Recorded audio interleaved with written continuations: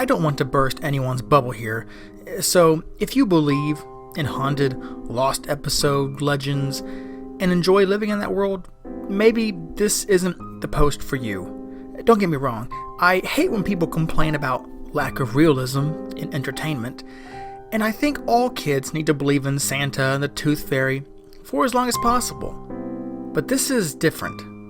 Back in the 80s, I met this dude, Sid, who used to cut old VHS tapes and shit. It was more than a hobby for him, it was pretty much his entire life. His parents were a bit more wealthy than I'd been blessed with, so when we were teenagers and I was slaving away at a Scats, fast food restaurant, he just hung out around the house cutting tapes. All day, all night. Of course, as you get older, things in your past become a bit clearer, and I think he might have been borderline autistic, or maybe a very high-functioning person with Asperger's. But of course, I'm no expert, and I'm not saying that was the case. It's just the best and quickest way I can think of to explain his personality and this obsession with cutting tapes. It started when he watched Old Yeller as a little kid. For some reason, his parents let him watch that shit. If you're unfamiliar, it's about a tale of a boy and his dog. I hope I don't have to announce a spoiler on such an old-ass movie, but in the end, the boy has to shoot his own dog because it's rabid. Sid did not appreciate this. His dad photographed and videotaped weddings, so he showed Sid how to operate some of the machines, and Sid cut out the ending and replaced it with an earlier, happier scene as if Old Yeller just suddenly got better off screen. He watched the tape obsessively after that, even into his early teens when I first met him. He made me watch it once to show how he fixed it, and I could actually picture him as a little boy when he started applauding and cheering his own faux ending. I don't want to say I was a bad influence, but after I saw it, I asked if he could do other things to other movies. My major interest was perhaps taking a film or two and cutting in some nude frames the actresses hadn't really done. Don't worry, I never had the guts to actually ask him if he would. I just imagined how cool it would have been. Sid told me that yes, he could fix any movie he wanted. In fact, he had done it with a few others. He had a copy of the Ghostbusters cartoon, and I shit you not, every single ghost was completely removed. Now, the story made no sense, there was no continuity, but he had accomplished it, and I was impressed. I guess in the age of VHS, these things seemed more magical than they do today. As time went by, I encouraged Sid to edit more movies, but with different purposes. Instead of whitewashing all the scary stuff like he wanted to do, I got him to see the light, as it were, on how awesome he could make things. Somewhere out there, this chubby Star Wars nerd from high school has all 3 original films flawlessly cut together with edited in effects that would have made George Lucas himself cry, "Enough meddling!" Now, we charged him like $20 for the only copy because we're idiots. Anyway, this went on for a while because I lost most of my interest in it. It was more of a goof for me than it was for him. This is the point where I started working, driving, started chatting up local chicks, while he just got more and more insular and involved in cutting those tapes. I think his favorites were cartoons. When The Simpsons hit the scene, he went apeshit for those. Now his edits weren't so much fixing things as just breaking them in interesting ways. Another thing that sticks out in my mind is when he recorded an episode of MASH and cut it with an old gory war flick. Halfway through his version, the camp gets bombed, soldiers invade, and everyone dies.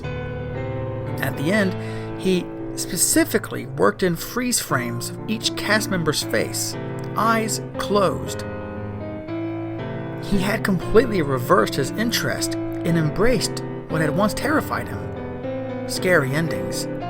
He seemed to love things like long, drawn-out sequences and terrifying silence. He'd make me be quiet while they played, too. You may have heard about this mysterious fellow named Banksy, who goes around creating interesting graffiti and whatnot. At one point, he went to a music store and replaced some Paris Hilton CDs with his own fakes. Banksy had nothing on Sid. Every other week, he'd tell me about some store or video rental place that he'd snuck his old tapes into. He swapped out the real ones for his version, and then he'd start all over by cutting the ones he had stolen. At one point, when I hadn't heard from him in a long while, I stopped by his parents' house and found him in the garage. He set up his own little movie studio there, complete with a drawing board. He was actually animating completely new content. All at once, I was both blown away by his artistic skill that I had never seen before, and acutely concerned about when this guy was going to come out of the dark and start acting normal like me. He barely looked up from his drawings as we spoke. I asked what any kid now in his late teens would ask. What the fuck is wrong with you? No, seriously, dude, this is some crazy shit. I'm working. It's my work. My work is just as important as everyone else's. Are you even selling these anymore? Or are you just sneaking them into places? How much is all of this costing your dad? I don't care. I looked at what he was so fervently illustrating. Is that a headless body dancing? Yeah. That's pretty dark, man. I know. That's the point. I don't get it. Those tapes? I thought they were wrong. But over time, I figured out the truth. Which is? The scary stuff is right. The happy endings are the lie. He just kept drawing as I stood there. The silence was disturbing, and in that sublime moment I could smell the BO coming off him. It wasn't just sweat either. It was a mingling of that and a foul ass and piss-soaked pants. I hate to say it, but in that moment, I gave up on him. Right there. It's that moment when you look at someone you thought you knew, and all you can think is, holy shit, I never realized they were this far gone. It wasn't until I was in my 30s that Sid crossed my mind again. I was perusing the internet, just aimlessly wandering the web, when I came across a series of urban legends about strange VHS tapes, recut movies, and lost episodes. Some of these I recognized. I watched them with Sid, or I actually watched him in the middle of making them. Every disturbing scene, every unbelievable anecdote, I believed it because I had been there.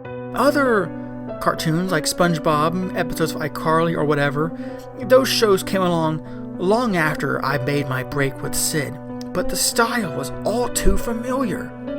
Even the ones that didn't sound like his work seems like they could have been broken copies or copycats attempting to mimic the work. He was still doing it. It boggled my mind.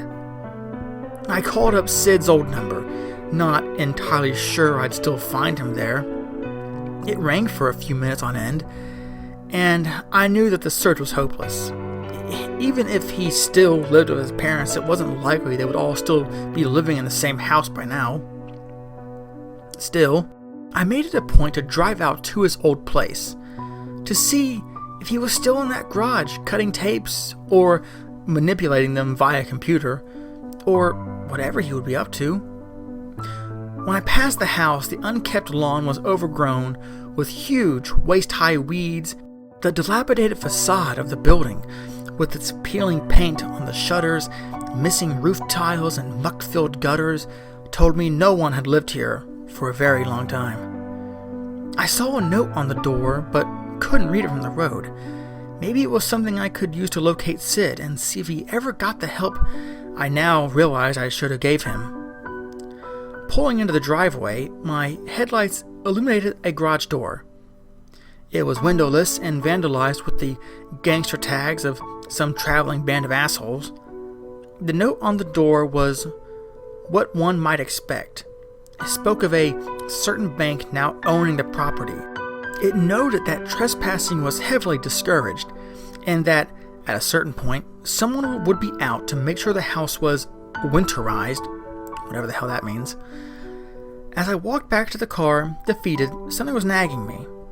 I knew that Sid's parents kept a spare key under a false rock by the back stairs, by virtue of Sid locking us out on several occasions.